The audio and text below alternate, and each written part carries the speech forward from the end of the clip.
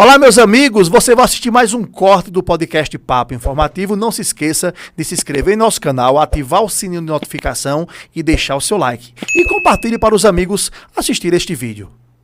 Pastor, voltando para o tema que eu gosto, de polêmica. Certo. Polêmica é meu sobrenome. Esquentou, vamos lá, né? É bom, eu gosto de uma polêmicazinha. Uma polêmica saudável, né? Certo. Por que que muitas igrejas têm pastoras? E qual é a visão da igreja presbiteriana a respeito disso? Certo. Pastoras e apóstolas. Sim.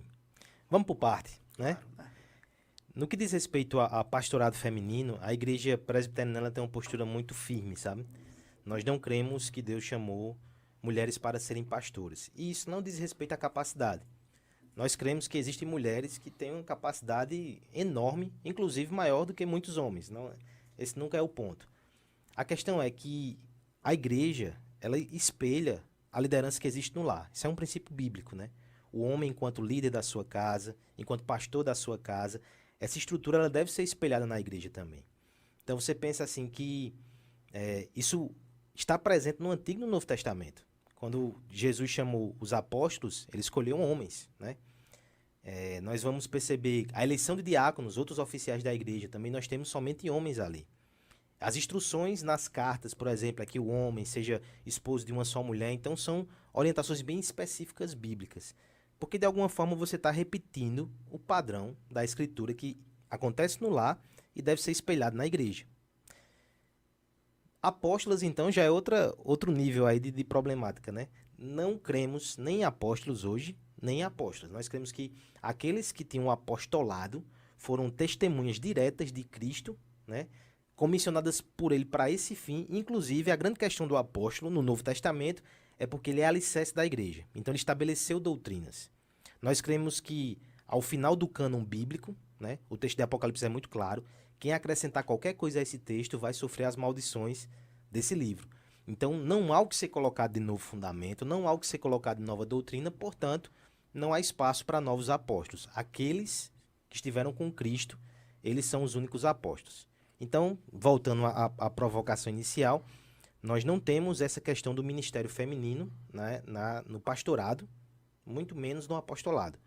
Na igreja presbiteriana, oficiais de forma geral, né? Então, diáconos, presbíteros, pastores são apenas homens. Perfeito. Então tá bem explicado aí, né? O pastor foi muito didático e direto. Sim. Não há... Tem muitas pessoas que levantam esse contraponto. Sim. E assim, trazendo ainda dentro desse tema, o senhor falou da importância da mulher na igreja. Sim.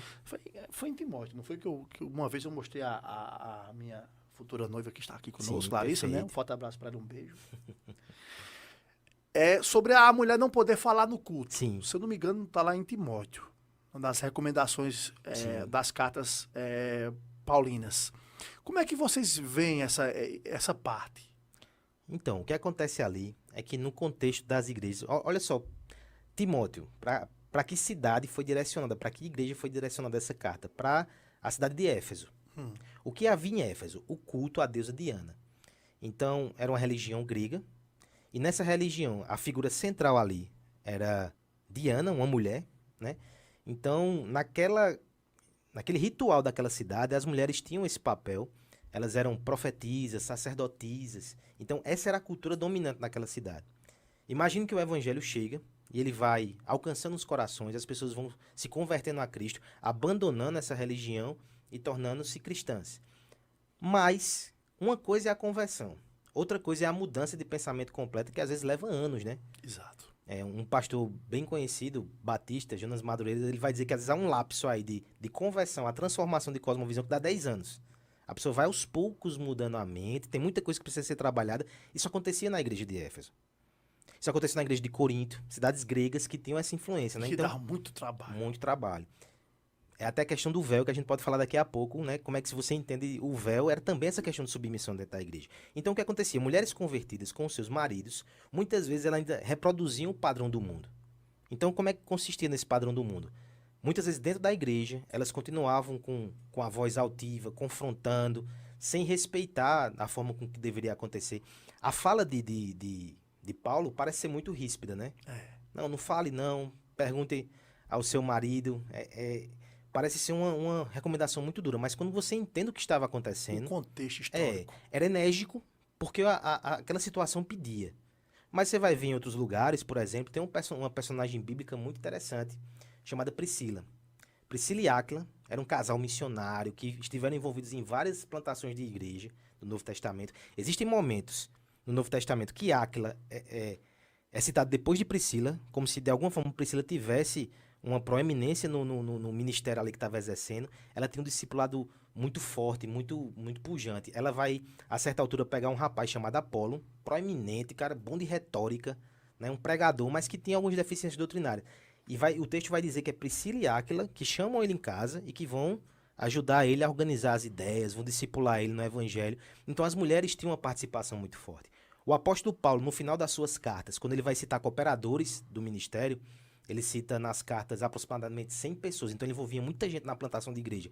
Várias são mulheres que participavam da obra missionária e que tinham seu lugar. Então você contrasta isso com aquela fala de Timóteo, porque fica parecendo só aquela visão, né? A mulher deve ficar calada e não pode fazer nada, não. Aquilo era uma advertência específica que ainda é válida hoje.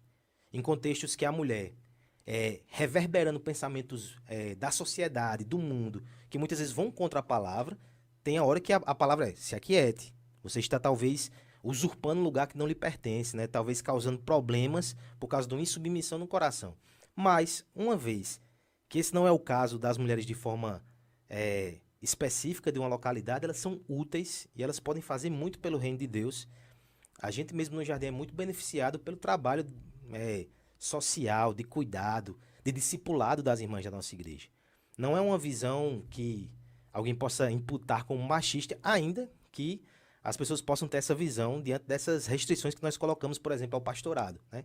Existe espaço sim para o trabalho das mulheres ser, inclusive, valorizado, estimado, mas nunca subvertendo a ordem, o padrão bíblico, Histórico. histórico e familiar E também. também cultural, porque a gente sabe que o Paulo, ele era judeu. Sim, Então, a descendência do cristianismo, ela vem do judaísmo, que é machista, no contexto histórico da época, e que foi reproduzida algumas coisas para o momento que a gente vive hoje.